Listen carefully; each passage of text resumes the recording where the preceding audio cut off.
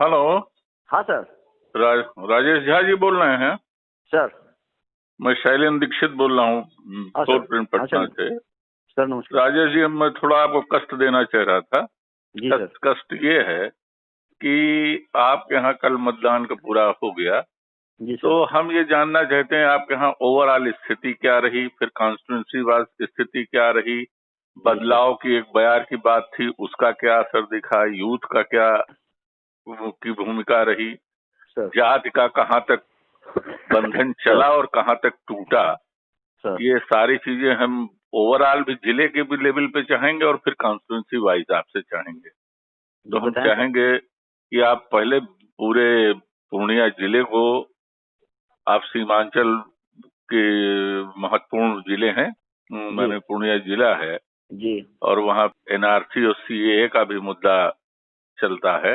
जी काफी मतलब जो बिहार में माना जाता है कि किशनगंज, कटिहार, अररिया और पूर्णिया ये सीमांचल के जिले हैं। तो जी अब आप हमको पूरा बताइए कि पूर्णिया में क्या स्थिति रही है। सर, जहाँ तक पूर्णिया की बात है पूर्णिया की बात अगर हम लोग देखें तो पूर्णिया में 21,14,305 मतदाता पूरे जिले में, पूरे जिले में जी। पूरे जिले में हम्म, ठीक है। और हम पूरे जिले की बात करें तो इस पूरे जिले में बदलाव की बयार चारों तरफ से दिखी। लेकिन अभी ये मतदाता यहाँ पे जो वोटर हैं, जिस तरह की वोटिंग ट्रेंडिंग यहाँ पे इस बार चली है, जिस तरह की यहाँ पे जो ट्रेंड चला है वोटर का, उस पे कुछ लोग अभी भी एनडीए के कुछ जगहों पर एनडीए की जीत की संभावना है और कुछ जगहों पे महागठबंधन की बात अगर हम लोग करते हैं तो 4 सीट मिलने की संभावना है। 4 और 3 का आपके यहाँ 7 सीटें हैं। 7 सीटें हैं हमारे यहाँ। हाँ, 4 और 3 का रेशियो है, ठीक है। जी, 4 महागठबंधन को जाने की पूरी उम्मीद है और 3 एनडीए गठबंधन को जाएगा। उसमें भी टक्कर है, उसमें भी थोड़ी कंफ्यूजन कुछ जगह पे आ गई है वहाँ पे। अच्छा। खैर, वो जब कॉन्स्टिट्यूंसी बताइएगा तब बता दीजिएगा वो बात। जी जी ठीक है ना? जी जी जी। हाँ, तो अब पूर्णिया सदर से ही शुरू करिए। जी पूर्णिया सदर की बात करें हम लोग तो पूर्णिया सदर में यहाँ पे मुख्यतः 2 लोगों पे क्या कहते हैं कि यहाँ पे लड़ाई हुई, महागठबंधन और एनडीए में। जी। इधर से हमारे यहाँ भाजपा के जो पहले से 2 बार रह चुके हैं, उनका तीसरा टर्म है, विजय खेमका भाजपा के प्रत्याशी हैं यहाँ पे। विजय खेमका जो पहले 2 बार रह चुके थे, अभी तीसरा टर्म उनका है। और कांग्रेस की तरफ से यहाँ से महागठबंधन की तरफ से कांग्रेस खड़ी है यहाँ पे, और कांग्रेस की तरफ से कांग्रेस की जिला अध्यक्ष इंदु सिन्हा यहाँ से खड़ी हुई जी। अगर पिछले चुनाव की बात करें तो हम लोग पिछले चुनाव में भाजपा को 92,000 वोट आया था और इनको 60,000, 32,000 का अंतर था दोनों के अंदर में। जी। अभी इस बार का क्या, इस बार महागठबंधन की जहाँ बयार चल रही है, वहाँ पे पूर्णिया का सदर में ट्रेंड ये चल रहा है कि भाजपा के जो प्रत्याशी हैं उनसे वोटर से लेके कार्यकर्ता, यानी वोटर की बात करें तो वोटर काफी नाराज दिखे हैं। हर जगह इनको विरोध का सामना करना पड़ा। और कांग्रेस के जो प्रत्याशी इंदु सिन्हा है, लोग उनको पसंद नहीं करते हैं, चाहे रीजन जो भी रहा हो उनके साथ में। तो कहानी ये बनती है कि अगर तीसरा अगर कोई ज्यादा वोट अगर काट लेता है, कोई निर्दलीय, 2 निर्दलीय है यहाँ पे जो अगर वोट काट लेते हैं, नहीं, उनका तो क्या इफेक्ट है? निर्दलीय उनकी क्या मतलब पृष्ठभूमि क्या है? उनकी पृष्ठभूमि बहुत ज्यादा इफेक्टिव नहीं है, लेकिन वोट काटने में जिससे 2 प्रत्याशी हैं, एक पृष्ठभूमि में एक टीचर मास्टर थे, वो काफी दिनों से वो भाजपा के ही लोग थे, भाजपा के यहाँ पे ही वो खेल के स्पोर्ट्स के वो अध्यक्ष थे यहाँ पे, प्रकोष्ठ के, उनके खेल प्रकोष्ठ के। जी खेल प्रकोष्ठ अध्यक्ष थे वो। उन्होंने बागी उम्मीदवार के तौर पे अपना पर्चा बढ़ा, उनकी वो कुछ वोट काट सकते हैं। दूसरा है विजय उरांव, जिनका SC ST पे बहुत अच्छा पकड़ रहा, वो काफी दिनों से राजनीति में है, वो कर सकते हैं। अगर ये दोनों की सफल हो गए तो ये जो शिक्षक महोदय हैं, ये किसका वोट काटेंगे? उरांव जी किसका वोट काटेंगे? ये शिक्षक महोदय भाजपा का ही वोट काट रहे हैं, जहाँ जहाँ जा रहे हैं भाजपा का ही वोट इनको मिल रहा है, सपोर्ट भी इनको मिल रहा है। और विजय उरांव SC ST में इनकी बहुत ज्यादा पकड़ है, क्योंकि वो नेता भी हैं आदिवासी के। तो कुल मिलाकर देखा जाए, अगर इन दोनों की मंशा सफल होती है तो महागठबंधन की जीत संभव हो सकती है, कांग्रेस जीत सकता है, नहीं तो यहाँ से ज्यादा चांसेस है भाजपा को तीसरी बार यहाँ पे सत्ता मिल सकती है। मतलब आपका कहना है कि अगर जो शिक्षक जी हैं वो वोट काट दें ठीक से, ठीक है ना, जी और उरांव जी काट दें तो बीजेपी के जी लिए संकट हो जाएगा। जी बीजेपी को अदरवाइज ये बीजेपी को बढ़त है। जी जी यही है ना आपके कहने का मतलब? निश्चित 100% बीजेपी यहाँ से तब लीड कर जाएगी। अच्छा, कल आपके धमदाहा में बड़ा बवाल हुआ है, वहाँ पे हत्या भी हुई है, वहाँ की वहाँ पे लेसी सिंह जी लड़ रही हैं, वहाँ क्या स्थिति बनी? कल धमदाहा में 2 जगह गोली चली है। धमदाहा विधानसभा क्षेत्र में ही एक जगह तो मौत हो गई है और एक जगह सीआईएसएफ के जवानों ने हवाई फायरिंग की, 6 राउंड फायरिंग की। उसकी वजह ये थी, सुबह मतदान शुरू हुआ 7 बजे, तकरीबन मतदान शुरू होने के 2 घंटे के अंतराल में 300 से 400 लोग आ गए मतदान करने के लिए बूथ नंबर 82 पे। ये क्या कहते हैं, धमदाहा विधानसभा क्षेत्र के अलीनगर बूथ संख्या 82 की बात है जी। वहाँ पे 4 सीआईएसएफ के जवान और कुछ पुलिस वाले थे। सीआईएसएफ के जवान सबको कतार में खड़े रहने के लिए और सोशल डिस्टेंसिंग के लिए, सर्किल वाला सर सर्किल में खड़े होने की बात कर रहे हैं जी, सर्किल में खड़े होने की बात और कतार में और सोशल डिस्टेंसिंग की बात करने लगे तो वहाँ पब्लिक उनसे उलझ गए। उलझने की बाद वहाँ पे वो पब्लिक जो सुरक्षा कर्मी पे हाथ चला दे। सुरक्षा कर्मी तब तक थोड़ा सा उन लोगों को लाठी वाठी चलाना शुरू कर दिए ताकि वो ठीक से लॉ एंड ऑर्डर को समझ लें, लेकिन बात बिगड़ते चली गई। लिहाजा सुरक्षा कर्मी को 30-40 लोगों ने पकड़ के मारा उनको। क्या ये नहीं मानते हैं कि कल की वोटिंग में कई जगह पे इस तरीके के हादसे हुए हैं कि प्रशासन की तरफ से सोशल डिस्टेंसिंग, मास्क, इसको लेके बड़ा अलर्टनेस थी कि माने वोटिंग परसेंटेज, विपक्ष का आरोप है कि वोटिंग परसेंटेज कम कराने के लिए ये था कि इस तरीके का माने प्रशासन सही आरोप है। अगर पूर्णिया में क्योंकि जब ये जनसभाएं हो रही तो वहाँ कोई सोशल डिस्टेंसिंग नहीं थी, ना कोई मास्क की बात हो रही थी, ठीक है ना, लग रहा था कि कोरोना कभी था ही नहीं, कुछ है ही नहीं। तो इस तरीके के भी आरोप, तो क्या ये आपको लगता है? खैर चलिए, ये बात 100% सातों विधानसभा की बात अगर तस्वीरें देखें, सातों विधानसभा की अगर वीडियो हम लोग देखते हैं, तस्वीरें देखते हैं, तो वहाँ पे कहीं किसी भी जगह पे मास्क का कोई प्रयोग नहीं, कोविड प्रोटोकॉल का कहीं भी इसका सम्मान नहीं किया गया, उसका उल्लंघन नहीं किया गया। चुनाव आयोग की जो सख्त निर्देश थे, नहीं वो तो देखिए, तो नहीं वो तो जनसभाओं से ही शुरू हो गया था, जो चुनाव आयोग के निर्देश थे, बिल्कुल उनका पालन नहीं हुआ। खैर मैं कल के प्रसंग की बात कर रहा था, वो उसको छोड़ते हैं। फिर धमदाहा में वोटिंग का क्या रहा, ये बताइए। तो धमदाहा में सबसे बड़ी बात है कि नीतीश कुमार जी का एक वहाँ पे चुनाव से 2 दिन पहले यानी 5 तारीख को ऐलान किया कि ये मेरा आखिरी चुनाव है। हाँ, ये बड़ी महत्वपूर्ण घोषणा थी। और ये इनके ऐलान के बाद वहाँ का वोटिंग परसेंटेज अचानक बढ़ गया। जहाँ इन्होंने ऐलान किया वहीं पे 59.03% वोटिंग हुई, जो सबसे अधिक बिहार में अभी तक का सबसे अधिक वोटिंग परसेंटेज माना गया है। मतलब वोट तुरुप का इक्का उन्होंने जो चला जी वो काम किया काम किया वहाँ पे, और वोटिंग परसेंटेज बढ़ के 59.03 पे वहाँ पे हुआ, क्योंकि ये बिहार का सबसे ज्यादा वोटिंग परसेंटेज माना जा रहा है। नहीं तो कटिहार में कई जगह 60 के ऊपर है, ठीक है ना? नहीं, जी बिल्कुल। अब आपके जिले की क्या स्थिति? मतलब 61 तक भी मैं कहीं बात कर रहा था, तो 61 पॉइंट भी कुछ था जी। तो अभी वहाँ पे वही मैं बता रहा था, धमदाहा विधानसभा की बात अगर करते हैं तो धमदाहा विधानसभा में कल 2 घटनाएं घटी। एक की हत्या हुई, एक इलेक्शन के दरमियान तकरीबन 2 बजे वोट गिराने के लिए वो जा रहे थे, उनकी हत्या हुई। हत्या से वहाँ का माहौल काफी गर्म हो गया और हत्या से उस जगह का जो पोलिंग परसेंटेज था वो रुक गया और वो गिर गया। वहाँ पे मात्र 46% ही पोलिंग हो सका वहाँ पे, क्योंकि उसके बाद लोग वहाँ का माहौल काफी जाहिर तौर पे जी। तो ये घटना वहाँ पे घटी और एक घटना तो वहाँ पे, दोनों घटना संयोग से धमदाहा विधानसभा क्षेत्र में। धमदाहा विधानसभा में 2 प्रत्याशी हैं, जो एक महागठबंधन से हैं, राजद के उम्मीदवार दिलीप यादव, जो पहले भी वो वहाँ पे विधायक रह चुके थे। और पिछले 4 टर्म से की बात करें तो वहाँ पे जदयू की विधायिका है लेसी सिंह, वो वहाँ पे रह रही हैं, जो चुनाव वहाँ पे लड़ रही हैं।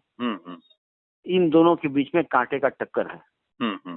हाँ, इन दोनों के बीच में अभी तक के हिसाब से लेसी सिंह निकलती हुई नजर आ रही है। जी, लेसी सिंह निकलती हुई नजर आ रही है, जो वहाँ के मतदाता का रुझान मैंने वहाँ पे जो देखा। लेकिन अभी सबसे बड़ी टक्कर ये हो रही है कि इस बार माई समीकरण बहुत जबरदस्त वहाँ पे काम किया, जिसकी वजह से लेसी सिंह को हार का मुंह देखना पड़ सकता है। कारण कल की हत्या ये बताती है कि ये लेसी सिंह कि ये हार को कहीं ना कहीं दिखाता है कि परिजनों का आरोप है कि ये निवर्तमान विधायक के द्वारा ही किया गया एक आरोप है। अभी इस पर जांच बैठ रही है, जांच चल रही है, ये आरोप है अभी जी परिजनों का। तो इस लेके भी वहाँ पे देखा जा रहा है। ये हाँ अभी क्लियर नहीं कर सकते हैं हम लोग कि वहाँ से लेसी सिंह जी भारी हैं, आपका भी कहना ये है। जी लेकिन हो सकता है कुछ भी हो सकता है। ठीक जी, ये 11th आवर में कुछ भी हो सकता है वहाँ पे। ठीक है। ये तो मतगणना से क्या वोटर ने किया है तो मतगणना से ही पता चलेगा।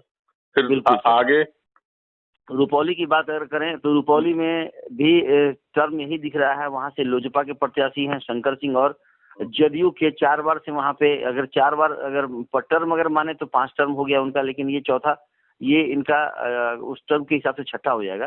तो बीमा भारती वहाँ से चुनाव लड़ रही हैं जदयू की, जो पहले मंत्री भी थी, इसके क्या कहते हैं गन्ना मंत्री भी रही वो, और वहाँ से चुनाव लड़ रही हैं। वहाँ से उनका सीधा टक्कर जो है शंकर सिंह लोजपा के जो उम्मीदवार हैं उनसे है। नहीं तो वहाँ महागठबंधन लड़ाई से बाहर हो गया क्या? वहाँ महागठबंधन का उम्मीदवार वहाँ पे नहीं है, क्योंकि वहाँ पे महागठबंधन का एक उम्मीदवार है विकास मंडल, जो कि CPI-ML से खड़ा है। और महागठबंदन वो तो उनका गठबंधन है, तो CPI-ML तो उन्हीं के पार्टी हुई ना। तो महागठबंधन जी महागठबंधन का ही वो बाहर हो गया, वो बाहर दिख गया। मतलब वो 3 नंबर पे चला गया जी, वो 3 नंबर पे चला गया। और लड़ाई सीधी बीमा भारती और निर्दलीय के बीच में, लोजपा के बीच में हो गया। अच्छा, लेकिन भारी कौन दिख रहा है? भारी अभी तक में बीमा भारती वहाँ से दिख रही है। अच्छा ठीक है। पिछले का ट्रेंड देख रहे हैं कि शंकर सिंह जब खड़ा हुए हैं बीमा भारती के अगेंस्ट में, तब तक बीमा भारती स्वीप कर गई है, वहाँ से निकल चुकी है। तो अब ये कहना बड़ा मुश्किल है वहाँ के लिए भी, क्योंकि टक्कर बड़ा जबरदस्त है, कांटे का टक्कर दोनों के अंदर देखा गया है। क्योंकि दोनों बार जो वो शंकर सिंह हारे हैं तो 1200-1400 वोट से ही हारे हैं। ओहो, तब तो बड़ा कांटे का टक्कर जी। अच्छा। अब हम तीसरे विधानसभा क्षेत्र में आते हैं, बनमनखी। तीसरा क्या माने चौथे पे आएंगे आप? हम लोग तीसरा जी, चौथे पे हम लोग आ रहे हैं। चौथा विधानसभा अगर हम लोग देखें तो बनमनखी में उपेंद्र शर्मा महागठबंधन निकलता हुआ नजर आ रहा है। साफ तौर पे देखा जा रहा है वहाँ के वोटर बदलाव की स्थिति में, वहाँ के वोटर ने साफ नकार दिया है कृष्ण कुमार ऋषि को। लेकिन लास्ट 4 घंटे का जो वोटिंग हुआ है वो बड़ा मायने रखा वहाँ पे। लास्ट 3 घंटे की, लास्ट में 2 बजे से लेकर शाम 5 बजे तक का वोटिंग वहाँ पे बहुत ही बड़ा रहा, क्योंकि उस वक्त बीजेपी की तरफ से पोल होने की चांसेस ज्यादा लोगों ने दिखाया वहाँ पे। लेकिन अभी तक में उपेंद्र शर्मा भारी वहाँ पे दिख रहे हैं। अच्छा जी। अब पांचवें हम अब आ रहे हैं कसबा। कसबा विधानसभा में त्रिकोणीय संघर्ष है। लोजपा है, कांग्रेस है, और वहाँ पे भाजपा समर्थित हम के उम्मीदवार हैं वहाँ पे। ये 3 लोग भाजपा का मतलब एनडीए, महागठबंधन और लोजपा 3 वहाँ पे हो गए। तो एनडीए समर्थित उम्मीदवार हैं हम के राजेंद्र यादव जी, वहाँ से हैं खड़े, राजेंद्र यादव खड़े हैं। राजेंद्र यादव के साथ वहाँ पे टक्कर हो रही है आफाक की। लेकिन कल का वोटिंग ट्रेंडिंग ये बता रहा है कि वोट तीनों में बढ़ गया। ये 2 लोग लोजपा, इनका सबसे ज्यादा वोट काट दिया भाजपा, क्योंकि लोजपा के जो प्रत्याशी हैं वो पूर्व भाजपा से वहाँ पे 2 बार MLA रह चुके हैं। भाजपा के कैंडिडेट थे, वो सीधा भाजपा के। उन्होंने कह दिया कि मुझे मुस्लिम वोटों से मतलब नहीं है, मैं भाजपा का आदमी हूँ, मैं हिंदू वोट ही मुझे चाहिए। लिहाजा क्या हुआ कि हम का जो वोट था, यानी कि भाजपा एनडीए समर्थित जो वोटर था, वो उनके बातों पे आके वो प्रदीप दास की तरफ मुड़ गए हैं। हालांकि सब नहीं मुड़े हैं, लेकिन वहाँ पे ये देखा जा रहा है कि उनको वोट हुआ है। तो इन दोनों की लड़ाई में आफाक आलम वहाँ से निकल रहे हैं कांग्रेस। महागठबंधन को ये सीट जा रही है। जी, महागठबंधन को सीट जा रही है। अब नेक्स्ट हम लोग आ रहे हैं बायसी और अमोर। बायसी से हाजी सुभान निकल रहे हैं, क्योंकि वहाँ से ओवैसी की पार्टी काफी जबरदस्त टक्कर दिया है। लेकिन जो ट्रेंड वहाँ पे हम लोग देखें, वहाँ पे अब बायसी में दो गुट कल समझ में आ गया, भाजपा और राजद, ये दो लड़ाई रही। यानी पतंग छाप ओवैसी की जो पार्टी है वो तीसरे नंबर पे कल चली। नहीं तो क्या मतलब आप मानते हैं कि ओवैसी ने महागठबंधन के वोटों का नुकसान नहीं किया, मुस्लिम वोटों का वो मतलब डिवीजन नहीं हुआ? निश्चित क्या, मुस्लिम वोटों का डिवीजन करते हुए उन्होंने भाजपा को जीत की तरफ बढ़ा दिया। ओहो, वही होना चाहिए। हाँ, ये कंडीशन वहाँ पे घट गई। ओवैसी ने भाजपा को जीत की तरफ धकेल दिया है। हाँ, अभी वहाँ पे हाजी सुभान थोड़े कमजोर नजर आ रहे थे, इसकी वजह से भाजपा वहाँ से निकलने की प्रबल संभावना दिख रही है अभी तक में। अच्छा। हालांकि लोगों ने वहाँ पे कहा कि पतंग छाप का बहुत बड़ा इशू नहीं है। वहाँ जब भी हुआ है हिंदू मुसलमान वाली बात हो जाती है बायसी विधानसभा और अमौर विधानसभा क्षेत्र में, क्योंकि वहाँ पे हिंदू पॉपुलेशन बहुत कम है। मतलब यहाँ भी मतलब उस तरीके से फंसा हुआ चुनाव एक तरीके से मानिए। हाँ। ठीक है ना। अब जितना ओवैसी की पार्टी के कैंडिडेट काट लेते हैं वोट, उसी पे महागठबंधन के प्रत्याशी की हार या जीत का डिपेंड करेगा। ठीक है ना। अदरवाइज दोनों के बीच में टक्कर है महागठबंधन और एनडीए में। ठीक। अमलौर में क्या है? अमौर में 3 लोग हैं टक्कर में, सीधी टक्कर में। भाजपा से हैं सबा जफर, एनडीए के उम्मीदवार हैं। अगर बात करें तो सबा जफर है वहां से, और कांग्रेस से हैं जलील मस्तान, जो पूर्व मंत्री भी रह चुके हैं हमारे यहाँ, उत्पाद मंत्री भी रह चुके हैं, जलील मस्तान है। और तीसरे हैं वहाँ पे ओवैसी के उम्मीदवार है अख्तारुल ईमान। अख्तारुल ईमान की सबसे बड़ी बात क्या है कि वो किशनगंज के रहने वाले हैं, लेकिन चुनाव लड़ रहे हैं वो अमौर से। लेकिन अमौर में रहने के बावजूद भी वो जलील मस्तान को टक्कर देने में सक्षम हो गए। वहाँ पे सबा जफर कहीं नहीं दिख रहे हैं, यानी भाजपा कहीं नहीं दिख रही है, सीन में भी नहीं दिख रही है वो। भाजपा का एनडीए के प्रत्याशी होंगे वो ना? एनडीए के प्रत्याशी, लेकिन कमल छाप से खड़े हैं वो। अच्छा, कोटा उनका माने वो वहाँ खड़े हैं वो। इस पे जरा वेरीफाई कर लीजिएगा। मतलब मेरी समझ में बीजेपी ने कोई वो कैंडिडेट बनाया नहीं इस तरीके का। हाँ, वेरीफाई हम कर लेते हैं सर। हाँ, अब एनडीए के प्रत्याशी आप उनको मानिए, बाकी वो एनडीए के प्रत्याशी आप उनको कह सकते हैं सर हम। हाँ। तो अभी वो तीसरे नंबर पे हैं, लेकिन सबसे बड़ी टक्कर जलील मस्तान और अख्तारुल ईमान के साथ हो रही है। यानी ओवैसी की पार्टी और कांग्रेस कैंडिडेट बने महागठबंधन के। जी, लेकिन वहाँ से जलील मस्तान साफ निकलते हुए दिखाई पड़ रहे हैं। अच्छा। चलिए, बहुत धन्यवाद आपका, आपने इतना टाइम दिया। ना भूलें